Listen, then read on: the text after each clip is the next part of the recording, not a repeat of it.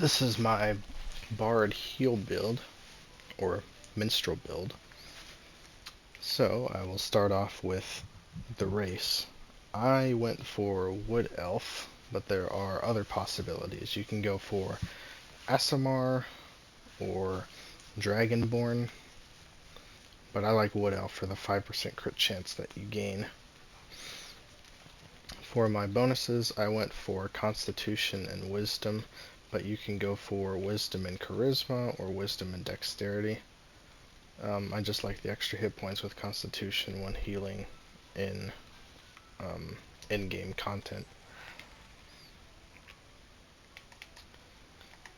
For my gear, I use the Ring Catcher. This comes from Hardcore Voss from farming the mini-bosses. I use the new Ribcage Chestplate. This comes from the Dragon Hunts. It gives you 7.5% critical strike and critical severity at max stacks. I use the arms. This will give you 7.5% power, and these also come from Dragon Hunts. The best weapons you want to use are the Mastercraft weapons. Obviously, the best ones would be the Feywood weapons, but they are very expensive. So the Masterwork 3 weapons work just fine. I use the Outgoing Healing Boots. These are also Mastercraft, but definitely cheaper than the weapons, and especially if you have someone who can make them for you. This will give 7,500 Outgoing Healing rating, which is the main thing that we're after there. For the pants, I use the 2400 Crit Strike pants, of course, because they're the only pants in the game that actually give you an offensive stat in the pants. The shirt, I use the Outgoing Healing shirt. This gives 5% Outgoing Healing, and of course an additional 1000 rating. For the neck and waist set, I use the Vault of Stars set, but there are several sets that you can use. You can use the Glorious Memory set, which gives you 5% power when you heal people. Or you can use the Repurposed Phylactery set, which gives you 3% power just in general. But I just use this one because I'm already capped on the stats anyway, so it doesn't really... I don't need any extra stats. This just gives additional heal bonus. Another option is the Tiamat set, but since I'm already capped on Outgoing Healing, I don't need to use the Tiamat set. For the two rings, I use another Masterwork ring. This gives up to 5% Outgoing Healing, plus an additional 3600 rating. And then I use the Critical Strike ring, 7% Critical Strike, and this comes from Dragon Hunts as well. For my primary artifact, you can use any debuff artifact. So the Dragonbone Blades, the Mythallar's Fragment, Heart of the Black Dragon, Wyvern Venom Coated Knives. It's also good to use the Sigil of the Paladin if you are healing in-game content that requires mitigation. Halaster's Blast Scepter is another artifact to upgrade. You can maybe upgrade the Thirst if you are good at using it. And the new Black Dragon's Mark is another one, but there are several other ones. But I typically stay with the Dragonbone Blades because they're free and they are mythic when you get them as well. And by free, I mean you can claim them on every character. For my reinforcements, I use Crit Strike on the helmet, Crit Strike, Crit Strike, Crit Strike, and I also use, I use Power on the enhancement, Forte on the Artifact class feature. But you could go for Action Point Gain. I just use Forte because when I DPS or heal, I can use Forte on both paths, so it's very easy. And then on the other weapon, if you are only healing, I would go with Enhanced Arpeggio. But if you're DPSing and healing, it's just a waste of AD to switch back and forth every single run. For the secondary artifacts, obviously you want to have your artifact set artifact, which is the Sparkling Fey emblem for me. And then the other two artifacts are just stat-based artifacts, and I would recommend using ones that give you, or using ones that are the higher item level artifacts, so 1200 item level. After that we have enchantments. I use all crit strike in the offense enchantments and all awareness in the defense enchantments. Utility, of course, is forte. The bonus, you can use movement speed in dungeons, or you can switch to the action point gain one for boss fights, like Tower of the Mad Mage and maybe Tiamat. But I just have movement speed slotted in most of the time. For a combat enchantment, you can either use Flash Freeze, if no one else has it, it's good, or you can use the Soul Shield. This is also good, and it will instantly revive you if you go down, but there is a possibility of dying as soon as you get revived. That's the only caveat to this, and the reason why it's not necessarily the best thing to use. For our overloads, we want to use the crit chance one. This comes from the Hell Pit event, or events that are like the Hell Pit, and they also drop out of the newest lockbox. The second overload you can either use, well, I would recommend probably using the maximum hit points. This will allow me to mitigate myself a lot easier. See, I'm already at 1.1 million hit points with that enchantment in. After that, let's go over, not powers quite yet, but I'll go over other stat related things. So starting off, we have Boons. I went into straight power. I went into crit severity, crit strike. I went into all hit points. I went into movement speed, damage resistance, specifically versus fiends, which are demons. I also went for 5% control or 1% control resistance, and I went for additional points in awareness, defense, and crit avoidance. The tier 5 boons, you want to use Forte and outgoing healing. You may want to go for action point gain instead of Forte, but definitely the 4% outgoing healing. And then the master boon, Blessed Advantage, is typically the best one to use. But Blessed Resilience is a good one as well, because when I'm tanking, I definitely notice if the healer has this one on because of the stamina benefit it gives. But I use Blessed Advantage because it helps with additional healing because of the rank 1 version of it. The Guild Stronghold boons, I use power, defense, or awareness, either or. And the utility, you can use any of them, obviously. Companions, the Summoned Companion, I typically have Tutor most of the time, but another option is the Drist Companion. There he is. Or if you're doing the Tiamat dungeon, you can also get the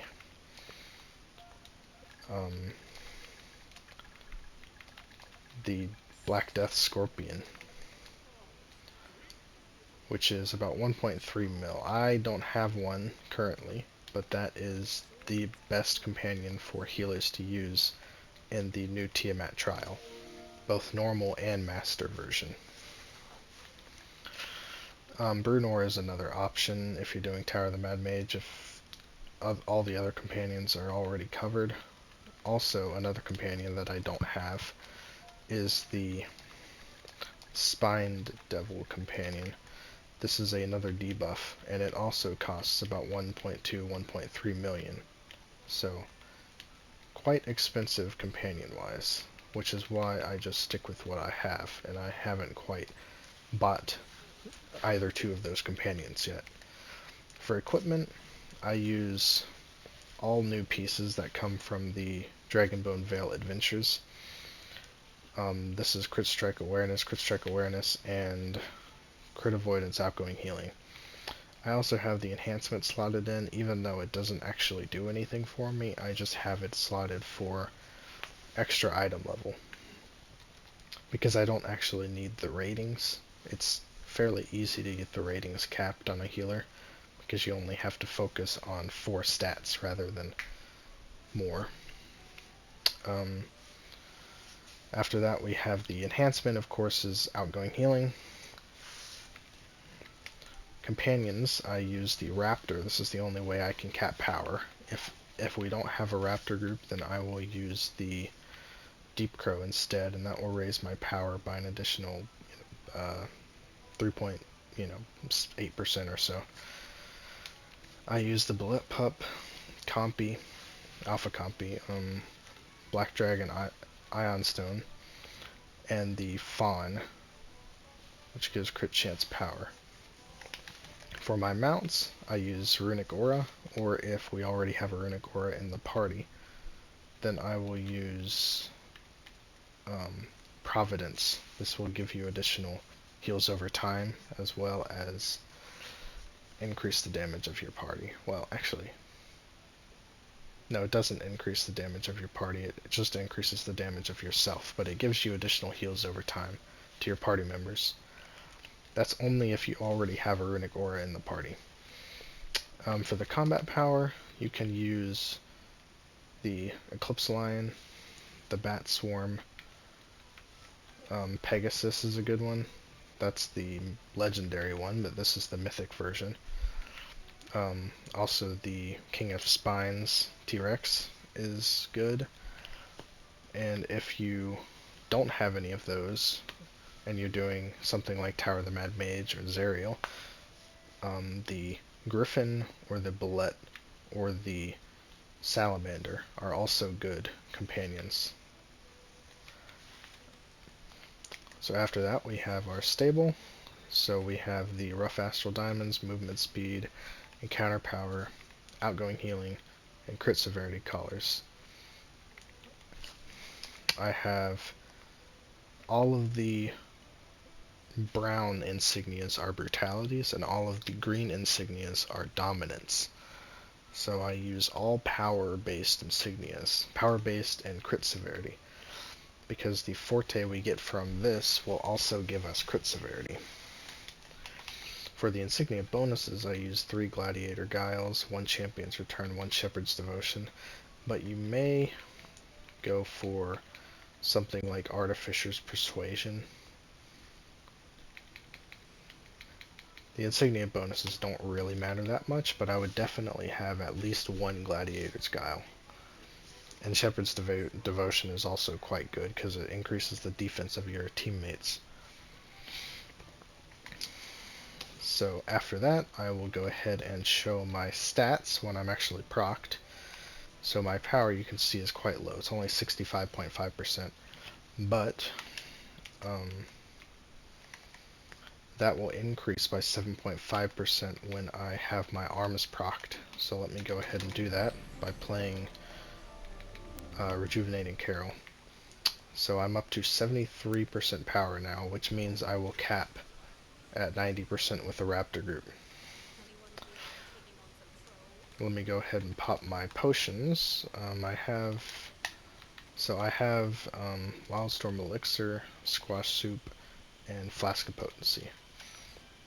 So now my crit strike is 84%, so with my chestplate procced, that will actually be about 1% overcap, or 1% give or take, overcap with my full chestplate procced, which isn't a big deal. My crit severity will be at about 82% with the chestplate, 83%, but I gain an additional 10% crit severity when I play a song that's not in a quick slot, which you're pretty much going to be doing maybe not every 10 seconds on average, but probably every 15 seconds or even less than that. So it's going to be up about 90% of the time, if not more often, depending on how active you are, depending on what content you're running. So with that procced, I will be at 90% crit severity. My outgoing healing is currently 80%, so I'm actually overcapped, but the way that this procs is my class features Sforzando gives me 5% outgoing healing when I play a song in combat, although this is technically broken and you don't have to be in combat to gain the 5% healing bonus. and it actually gives you an outgoing healing statistic. When my Reinvigorate is procced, that will give me an additional 7.5%, which will, of course, like I said a second ago, overcap my outgoing healing by 2.5%. But once again, that's not really a big deal. I could also switch out this for the outgoing healing shirt, but if I do that, my outgoing healing will be about 1 to 2% under the cap. So let me try to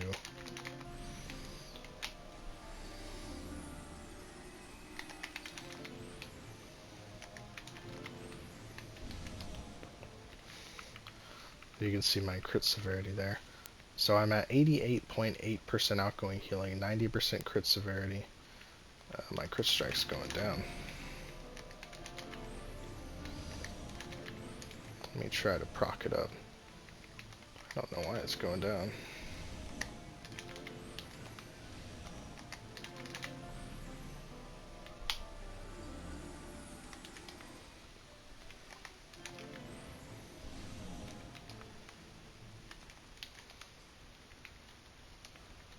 Is it not proccing? I'm not able to get the Ruthless Might procced for some reason. It might be because there's only 2 players here.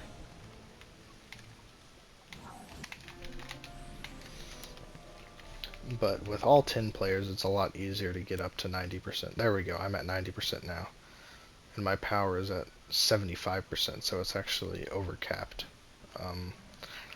And my outgoing healing is, once again, like I said, it's at 88.8% when I have the Sforzando procced. This is with Reinvigorate procced, the companion enhancement. But if I switch that shirt back, I will be capped on outgoing healing. But I'm just going to keep this shirt on for now, because it raises my item level. Let me go over the powers that I use real quick. So for single target, I use Fleesh.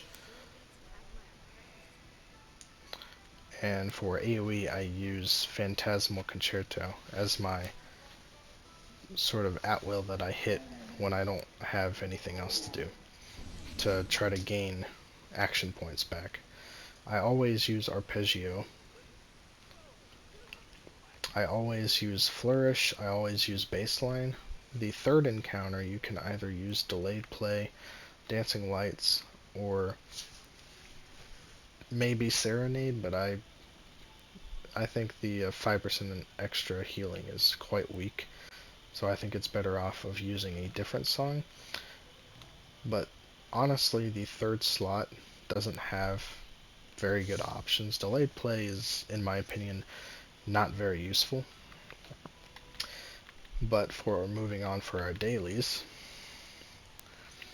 I used Curtain Call, and that's pretty much the only one I use. Inspiration is a good one to use if you have a high damage person in your party. If you're like duoing or 3-manning a dungeon, you can use Inspiration on them, giving them a 15% extra damage bonus. Curtain Call will give you benefits based off of what songs are active at the time. So it works very well as a mitigation daily. It will make it to where if Rejuvenating Carol is active, it will give them an 800 magnitude heal. Warding Carol will give them a 10% damage reduction. And Sheltering Etude gives them an 800 magnitude shield, which equates to about 15, well, maybe about 20 to 25% of their health. So it's actually pretty good. I have, for my songs, I have Defender's Minuet and Warding Carol as my quick play songs, and I have the other 4, Blaze Flamenco, Rejuvenating Carol, Aurora Fantasia, and Sheltering Etude as my non-quick play songs, or pinned songs. For class features, of course, like I said, I use Forzando. For dungeons, I use Vemos Allo, or however you pronounce it, just because it gives a 20% movement speed when Blaze Flamenco is active out of combat. But if you want to use a different different class feature when you're doing single target boss fights like Tower of the Mad Mage, a good option is Arpeggio Fortissimo, because that will allow you to AoE heal with the at-will Arpeggio. Moving on to the feats, we have Diminuendo is definitely a lot stronger than Crescendo because it allows you to do a 500 magnitude heal with Arpeggio on the first tick, rather than having to build it up. This will give you a 1% damage reduction for every song you're affected by, and it's just a personal buff. The damage bonus doesn't matter, but when you have a 3% damage reduction, it's definitely a helpful thing. And the other feat is pretty much useless. It's not very good at all. After that, we have the third feat, which it's a toss-up between these two, but I actually like Sudden Muse just because it makes it to where you don't have to be quite as active with your song playing, because if you have Warden Muse up, it will make it to where your main heal over time, Rejuvenating Carol, will last for 60 seconds instead of its normal 30-second duration. So it's very nice, but also it gives those additional benefits. The fourth feat, I like Desperate Finale. When you drop below 200, you gain 600, which means you'll go up to about 800 performance out of 1,000. A lot of people use Pianissimo, but I feel that the decrease in the actual magnitude of your songs doesn't cover it, to be honest, because the Bard heal is definitely a little weaker than the Cleric, and it does struggle at some points or some situations. So I like this one better because it just simply gives you a nice burst of performance if you need it. Unfortunately, it has a 6-minute cooldown, so you can really only use it one time or maybe 2 times in a fight, depending on how long it goes on for. So like Tom, you can definitely have it up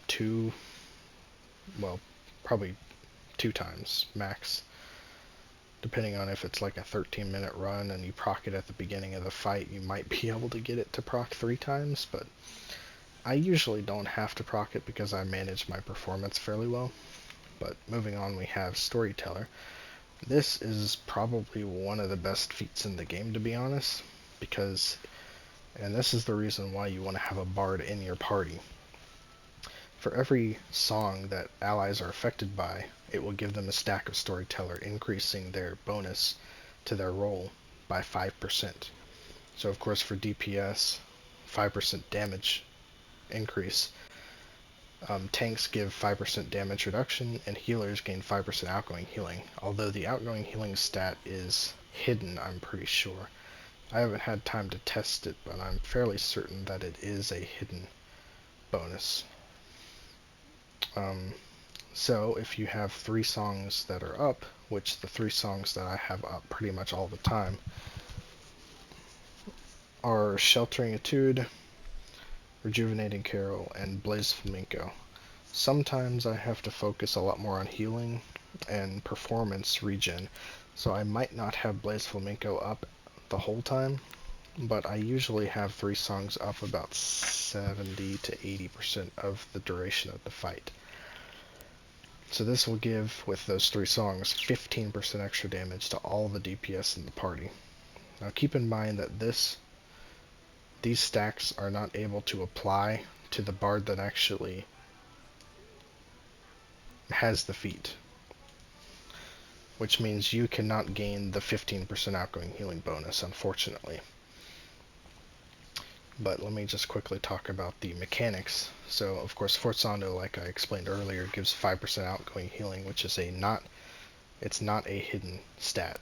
It shows up in your character sheet. And you do not have to be in combat for this to actually work. Keep in mind. After that, we've got the crit severity. When you play a song not in quick play, you gain 10% crit severity. That's very easy to keep up if you're an active healer. And then last but not least, of course, a Minstrel gains a 10% healing bonus when you play a song in combat that is not in a quick play slot. I'm not sure if the in combat thing is broken on this or not, but obviously it's not really a big deal, because if you're in like Tom, which is where this actually comes in handy, you're going to be in combat the whole time anyway, so it doesn't matter.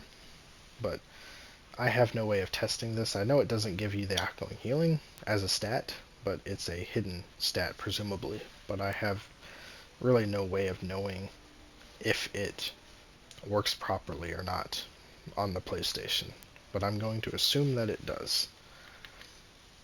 So when I first start the fight, I usually start with a Blaze Flamenco.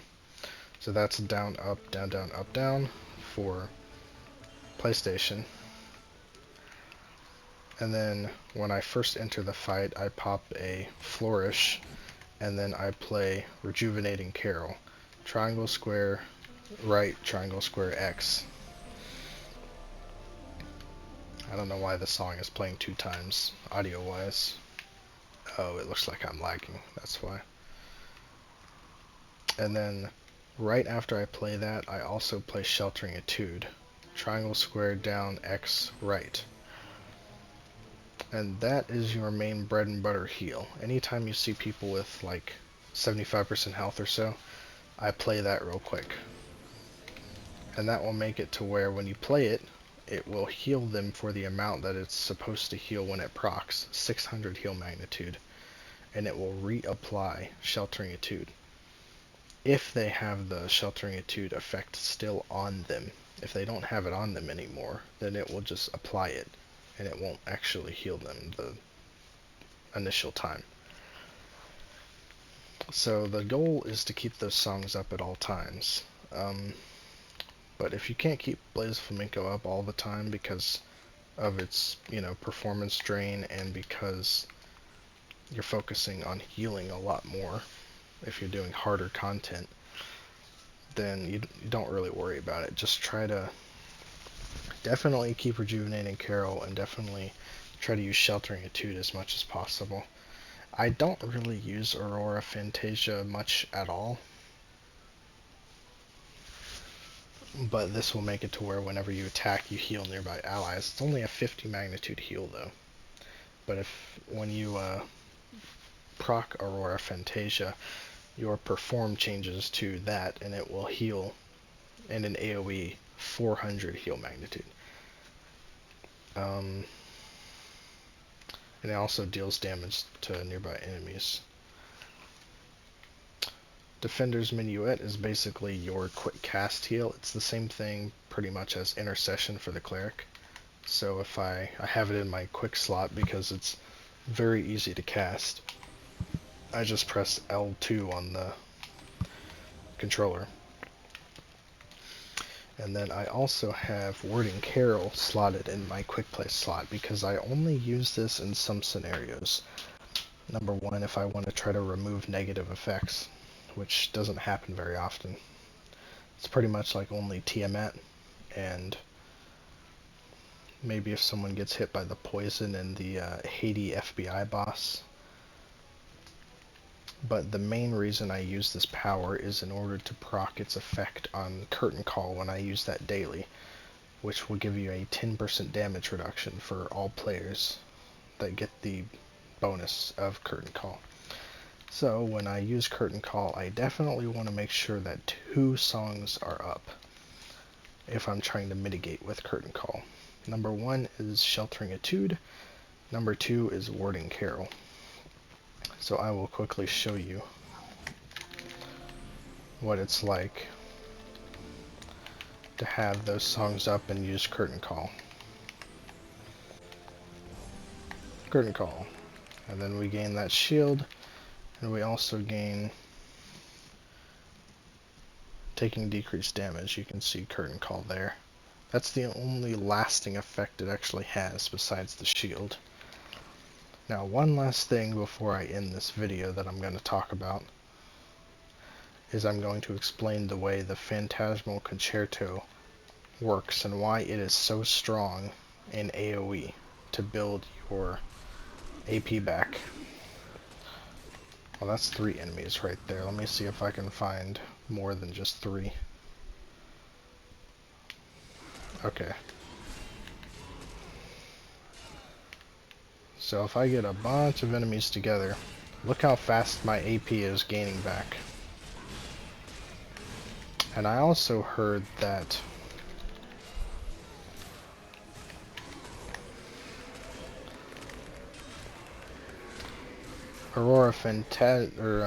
Fantasia will also regenerate a lot of your action points back as well.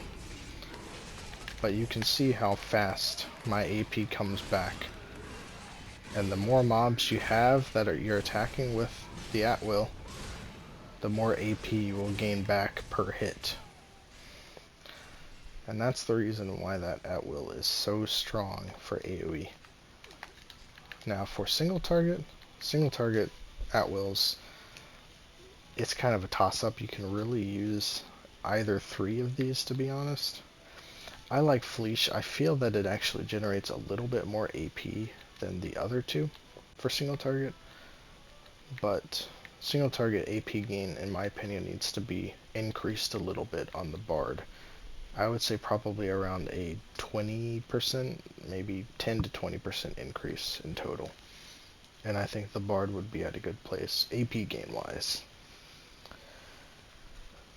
And that's pretty much the whole build. It's fairly simple,